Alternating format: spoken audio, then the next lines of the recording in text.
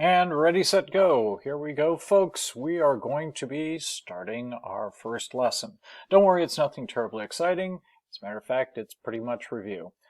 For most of it, however, I would encourage you to please have your graphing calculator handy. Today we're going to be talking about linear models. Kind of the keywords that I'd be listening for are going to be correlation and causation. We also have a couple other vocab terms that we're going to be working in here. And for those of you that are looking for, well, what am I going to have to do at the end of it? We've got some Math Excel. So don't worry, nothing terribly earth-shattering there. All right, so let's dig in. First thing, linear models. And again, vocab is what we will often be doing in here to get things started. And so let's take a look at, first off, the term independent variable. Now, I will tell you, independent variable is what a lot of math books use. I've heard it and seen it written a little bit differently. I've seen a number of science textbooks, instead of using the term independent variable, they actually like the word control. But that is very much dependent upon the book.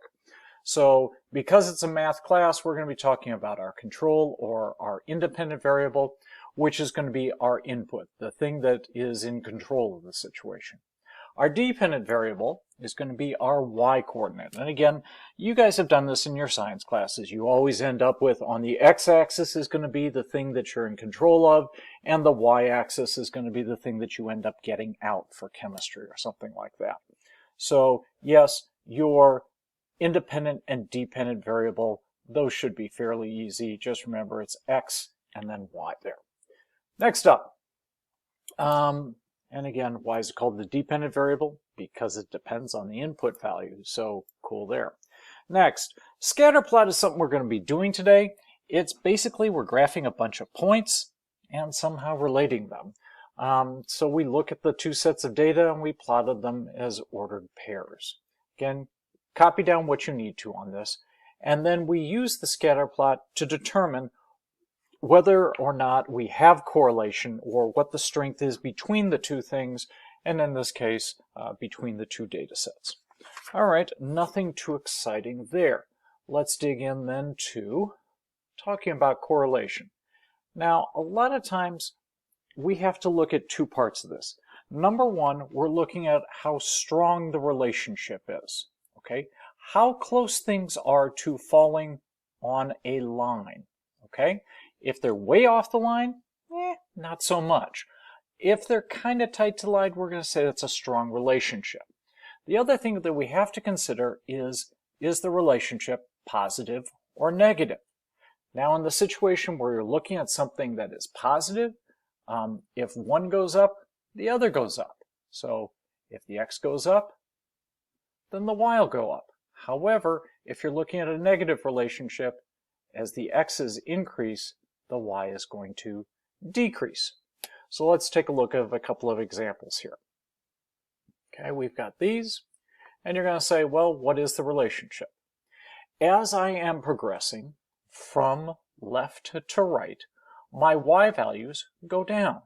So I'm going to say, we're looking at where my x is increasing and my y is decreasing. We refer to that as a negative correlation. Next thing I need to look at is, well, how strong is that relationship? Well, these look like they're pretty close to a line, so what I'll say is that's going to be a strong negative correlation. Next, let's take a look at this second figure here, and we're now saying, okay, well, once again, as the x's are increasing as you go from left to right, the y values are decreasing. Okay, and all of these things, they're not nearly as tight as they were here. So what we'd say is this is going to be a weak negative correlation. Okay? And next up, I'll be talking about this third one. And I'm really hoping people are looking at this and they're saying, wait a second, I go from left to right and these are just kind of randomly all over the place. That's right. We say that there is no correlation there. That's good news because that sort of thing does happen. There are things that are just not related at all. They don't help, they don't hurt. They're just not related. So let's take a look at my fourth one. I'm looking here, going from left to right. As I go from left to right, my y values seem to be getting higher. So I'm going to say that that is a positive correlation. but it doesn't look like it's incredibly tight, so I'm going to call that weak. And then next up, I'm going to look here. That looks like it's tighter. It doesn't look quite as tight as this strong one here. I might be tempted to still call that a strong positive correlation, but you know, it's not necessarily the world's greatest. So, can you come up with examples of positive correlation? I'm hoping that people can. There are lots of them out there. Let's see. The more gas you buy, the more you're going to have to pay. Let's see. The number of hours that you spend in the sun probably are going to increase the severity of your sunburn. Okay. Lots of different things. Okay.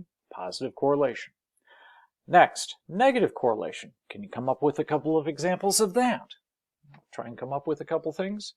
Well, let's go back to gas and we can say, the longer you drive, the less gas is in your tank. Okay. The faster you drive, the faster you accelerate, the poorer the gas mileage you're going to get. Or let's see, the amount of exercise is going to decrease your body fat. There are lots of ways you can do that. See if you can come up with a couple more examples. All right, next up, let's take a look at another example. And we've got this, and what I'd like you to do is stop this video and see if you can answer the question first. What is the correlation here?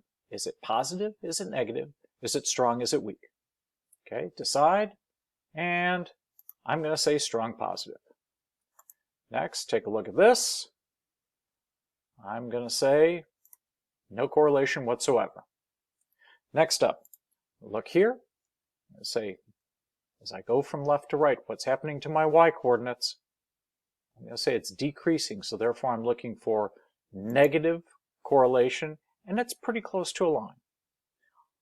However, looking at this one, looking here, overall, kind of looks like it's getting higher as I go from left to right. So I'm going to say that that's going to be weak positive correlation. Okay, hopefully this is all good. Now, next thing I need you to do is at this point, we're going to go to this page. And we're going to actually do this on our TI-84s. So if you don't have your TI-84, now's a really good time to pause it, get it out, and we're going to kind of go through this process so I can show you how to do it. What you want to do is you want to copy down the data set here. And then for many of you, I'm going to show you how to enter it into the calculator. But for many of you, you're going to want to also put down these instructions here. So again, pause the video, copy this down, and see if you can get someplace on that. Okay. And ready, set. Here we go. So the first thing I'm going to do is I'm going to go into here, get back to the standard home screen. How do I get onto this? Well, the first thing I'm going to do is I'm going to push the stat key, which is right next to your roundel for your errors. You go stat. We want to edit the statistics, so I'm going to hit 1. I'm going to enter all of my x values in here. So in this case, it's 1, 3, 5, 7, 9, 11. Entered. All good. And then I'm going to go to my second one. So I'm going to hit the right arrow there. And now I'm going to go 31, 34, 36, 39, 41, and 44. Okay, now I've entered my data. Next thing I need to do is I am going to push my second key, which is here in blue, maybe different colored for yours, and then I'm going to hit y equals. Now for many of you, this actually says off, and I want to show you how to do this. So we're going to hit enter, just click on enter, or push 1, and for many of you, yours is in the off position. We need to turn it on, so I'm going to hit so that the cursor is sitting on here. I hit enter, so now it's turned on. Next thing we're going to do is we are going to hit the top center, which is zoom, and I want it to zoom in on just my data set. So I'm going to do zoom stat because I entered things into the stat files. So if I go zoom stat, ta-da! we've got this nice, pretty, positive, strong correlation. Okay, and that worked out pretty well. We will be doing more stuff on this, just not today. So go ahead and put away your 84s, and let's get back to work on this. Next up, we're going to say correlation and causation. All right, and we're into the home stretch. There's correlation between two sets of data. The two data sets are related, okay? And nobody's terribly surprised by this, I'm sure, okay? That, one thing's going up, the other thing's going up. The key thing that you need to understand is sometimes there's causation and sometimes they're not. And you'll forgive me, there's been a lot of controversy recently having to do with this sort of thing because people say that this causes that, and other people are saying, no, it happens at the same time as that, but we don't know if it causes that. And I'm going to have people who are going to say, well, wait a second, what are you talking about? How can it not be causation? Sometimes there's something that's called a lurking variable. It's a variable that actually relates the two things. It's just not mentioned. And if you're not familiar with it, you're not even taking it into account. Okay? So many times when you're looking at something and you see correlation, the scientists are immediately going, do we have a lurking variable? Okay? And the only way to dismiss it is by actually doing research. But that's another matter entirely. Let me show you an example of something that has extremely solid correlation. And I think we're going to agree that this is not something where it's causation. So take a look here. You're saying, well, let's see. On my x-axis, my independent variable is ice cream sales, and my dependent variable is shark attacks. Now, just looking at the dots, people would say that is a strong, positive correlation there. But I'm truly hoping that there's not a single person that would say that ice cream sales cause shark attacks. Okay, well, what's the unwritten variable or that lurking variable that's hiding in the background? Temperature. The warmer it is outside, the more ice cream sales are there, and the more people are out in the water to actually be attacked by a shark. So, that happens all the time. Let me give you another example. Two variables that might seemingly be, well, related, but they're not. Take a look here. This is a graph that compares Nobel laureates and chocolate consumption. Once again, strong positive relationship, but I don't think anybody's going to say that if you're looking to increase the number of Nobel laureates that you have, make sure they're eating more chocolate. Though that might be a fun thing, but anyway, back to this. So let's take a look at seeing if you can do analysis on these. So, if Allison studies, she will get an A. True or false? Is it causation? Does it guarantee? I'm really hoping that there are nobody that's going to try and fight me on this. You know what? Sometimes Allison might study the wrong thing. Allison might have not gotten enough sleep at night. Allison may not have eaten enough food. Allison may have all kinds of problems, but it doesn't mean she's going to get an A. Yes, that will help her, but it is not going to cause it. Let's take a look at another one. Smoking increases your chance of getting lung cancer.